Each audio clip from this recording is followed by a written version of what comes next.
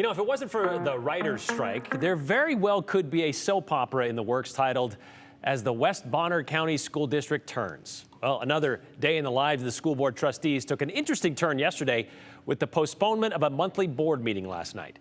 It was expected the three remaining members were going to address the elephant in the room, the Durst dynasty, if you will. Former state senator and analyst for the Idaho Freedom Foundation, Branden Durst, was appointed district superintendent back in June, despite being uncertified and unqualified. He won a 3-2 vote.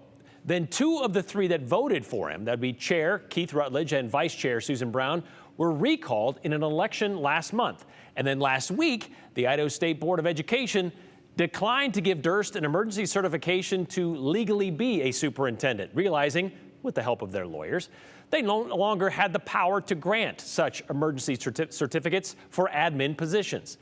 This seemingly ended Durst's hope to take over the district of about 1,000 students in North Idaho. However, that third trustee who voted to install Durst despite his lack of Met requirements, that'd be Troy Reinbold, he failed to show up to last night's regularly scheduled meeting.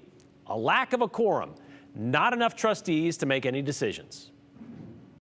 And so I apologize for your time coming here, but that is why we had to cancel it.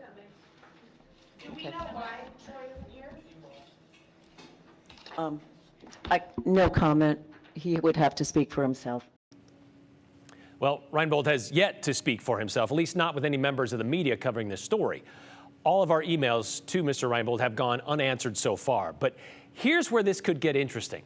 The monthly meeting, which is required by law, was rescheduled for next week. But what if Reinbold skips that one or skips several in a row? By law, when the two other trustees were removed, the board has had or will have 90 days to fill those seats after declaring them vacant, which they were going to do last night, but obviously they didn't. And if they can't fill those seats after 120 days, well, then the Bonner County Board of Commissioners can step in with a guiding light, as you will, and name some replacements, which brings with it another world of drama.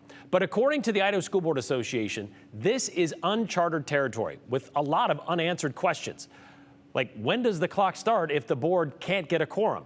How does the district conduct its regular business without, like, I don't know, having a meeting? How do they pay their bills? How do they decide disciplinary issues? Speaking of paying bills, the teachers in West Bonner are working without a contract right now for the current school year. The board, they need to meet to approve one. The soap opera that is West Bonner continues, and that's probably why your grandmother might say, well, that's why I have to watch my stories.